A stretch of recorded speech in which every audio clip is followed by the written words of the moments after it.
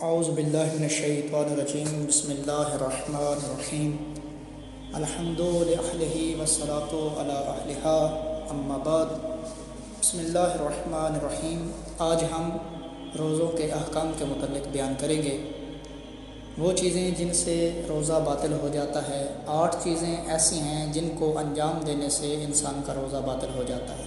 پہلی چیز کھانا اور پینا، دوسری چیز جمع کرنا، تیسری چیز استمناء کرنا، چوتھی چیز رسول خدا صلی اللہ علیہ وآلہ وسلم اور ائمہ طاہرین علیہ السلام سے احتیاط واجب کی بنا پر کوئی جھوٹی چیز منسوب کر دینا، یعنی ایسا کوئی فرمان معصومین کی طرف سے منسوب کر دینا جبکہ وہ معصوم نے نہ فرمایا ہو، یہ بھی روزے کو باطل کر دیتا ہے۔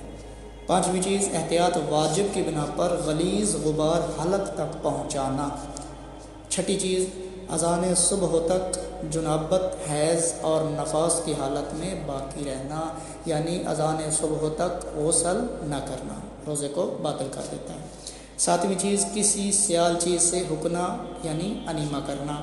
آٹھویں چیز عمدن طے کر دینا۔ یہ 8 چیزیں ایسی ہیں جو انسان اگر انجام دیتا ہے تو ان سے روزہ باطل ہو جائے گا۔ آگے ہے 10 چیزیں ایسی ہیں جن کو انجام دینے سے روزہ مکروہ ہو جاتا ہے۔ پہلی چیز آنکھ میں دوا ڈالنا اور سرما لگانا جبکہ اس کا مزہ یا بو حلق میں پہنچے۔ اب مجھے پتہ ہے کہ میں یہ دوا جو آنکھ میں ڈال رہا ہوں یا سرما لگا رہا ہوں اس کی بو حلق تک پہنچ جائے گی تو میرا روزہ مکروہ ہو جائے گا۔ دوسری چیز ہر ایسا کام کرنا جو کمزوری کا باعث ہو، مثلا فسد کھلوانا اور حمام جانا۔ تیسری چیز ناک میں دوا ڈالنا، اگر یہ علم نہ ہو کہ حلق تک پہنچے گی، اگر یہ علم ہوگا کہ حلق تک پہنچ جائے گی تو اس کا کرنا جائز نہیں ہے۔ چوتھی چیز جو روزے کو مکروہ کر دے گی خوشبودار گھاس کو سونگھنا۔ پانچویں چیز عورت کا پانی میں بیٹھنا، یہ بھی روزے کو مکروہ کر دے گا۔ چھٹی چیز شیاس استعمال کرنا یعنی کسی خشک چیز سے انیما لینا۔ ساتویں چیز جو لباس پہن رکھا ہو اسے ترک کر لینا، یعنی ابھی قمیض بھی پہنی ہوئی ہے، شلوار بھی پہنی ہوئی ہے اور دونوں کو ایک ہی مرتبہ ترک کر لینا، یہ روزے کو مکروہ کر دے گا۔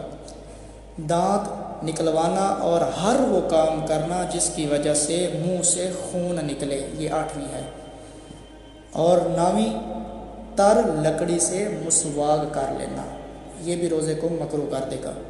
10ویں چیز بلا وجہ پانی یا کوئی اور سیال چیز منہ میں ڈالنا، جیسا کہ بہت زیادہ گرمی ہوتی ہے تو انسان کہتا ہے کہ میں کولی کر لیتا ہوں اور وہ زیادہ سے زیادہ کولی کرتا رہتا ہے اس لیے کہ منہ ٹھنڈا رہے، یہ بھی روزے کو مکروہ کر دے گا۔ آگے ایسے مواقع جن میں روزہ کی قضا اور کفارہ دونوں واجب ہو جاتے ہیں، یعنی اگر یہ آپ کام کرو گے تو روزے کی قضا بھی کرنی پڑے گی اور اس کے ساتھ کفارہ بھی ادا کرنا پڑے گا۔ وہ کیا ہے؟ اگر کوئی شخص ماہ رمضان المبارک کے روزے کو کھانے یا پینے یا جنابت پر باقی رہنے یا استمناء کی وجہ سے روزے کو باطل کرتا ہے جبکہ اس پر کوئی جبر بھی نہیں ہے بلکہ وہ عمدن اور اختیاراً ایسا کر رہا ہے تو اس پر روزے کی قضا بھی واجب ہو جائے گی اور کفارہ دینا بھی واجب ہو جائے گا۔ یعنی اگر کوئی کہتا ہے کہ مجھ پر روزہ واجب نہیں ہے کیونکہ میں نے نیت نہیں کی، نیت کرنے اور نہ کرنے سے روزہ باطل نہیں، روزہ واجب نہیں ہے بلکہ روزہ تم پر پہلے ہی فرض ہے، نیت کی وجہ سے فرض نہیں ہوگا۔ اب کوئی کہتا ہے کہ میں نے نیت نہیں کی اس لیے میں روزہ نہیں رکھوں گا، نہیں، روزہ تم پر فرض ہے۔ اگر تم نے درمیان میں کوئی چیز دن کو کوئی چیز کھائی ہے تو تم نے روزے کو باطل کیا ہے، تو اس پر تم پر قضا بھی واجب ہو جائے گی اور کفارہ دینا بھی واجب ہو جائے گا۔ یا ان چیزوں کے علاوہ جو اوپر بیان ہوئی ہیں روزہ باطل کرے، کوئی اور چیز سے روزہ باطل کر لے تو احتیاط مستحب یہ ہے کہ وہ قضا اور کفارہ بھی دے، قضا بھی کرے اس روزے کی اور کفارہ بھی دے۔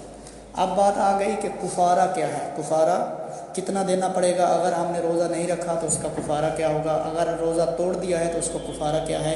اس کے 3 کفارے ہیں۔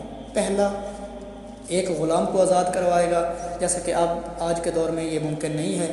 دوسرا 2 مہینے کے روزے رکھے گا، یعنی 2 ماہ کے جو روزے رکھنے ہیں یہ ترتیب کے ساتھ رکھنے ہیں۔ ایسا نہیں ہے کہ درمیان میں کوئی ایک روزہ چھوٹ گیا بلا عذر، کوئی عذر نہیں ہے، درمیان میں کوئی روزہ چھوڑ دیا ہے، نہیں۔ اگر ایسا کرے گا، کوئی روزہ چھوڑ دے گا درمیان میں، تو دوبارہ سے 2 ماہ کے روزے ترتیب کے ساتھ رکھنے پڑیں گے۔ تیسرا 60 فقیروں کو، مسکینوں کو پیٹ بھر کے کھانا کھلائے۔ یہ 3 ہیں روزے کے کفارے، یہ 3 ادا کرنے پڑیں گے۔ ہاں، تینوں میں سے کوئی ایک ادا کرے، لیکن اگر یہ نہیں کر سکتا تو ہر ایک روزے کے بدلے ایک مطعم ایک فقیر کو دے۔ ایک مطعم یعنی تقریباً 750 گرام گندم ہو، جو ہو یا روٹی یا اس کے علاوہ کوئی چیز ہو، ایک فقیر کو دے۔ ہاں، اگر یہ بھی نہیں کر سکتا تو صدقہ دینا ضروری ہے۔ ہاں، اگر صدقہ بھی نہیں دے سکتا تو توبہ کرے، استغفار کرے۔ ہاں، احتیاط واجب یہ ہے کہ جب وقت کفارہ جس وقت کفارہ دینے کے قابل ہو جائے، ہاں اب میں کفارہ دے سکتا ہوں، یعنی ایک غلام یہ آزاد کروا سکتا ہوں، یا 2 ماہ کے ترتیب کے ساتھ روزے رکھ سکتا ہوں، یا 60 فقیروں کو روزہ کھانا کھلا سکتا ہوں، تو اس کے لیے وہ کرنا ضروری ہو جائے گا۔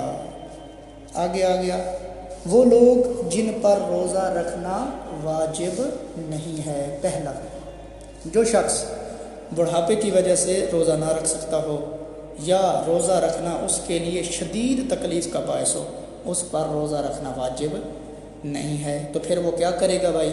وہ یہ کرے گا کہ ہر ایک روزے کے بدلے ایک مطعم ایک فقیر کو دے گا۔ ایک مطعم یعنی تقریباً 750 گرام گندم دے گا، جو دے گا یا روٹی دے گا۔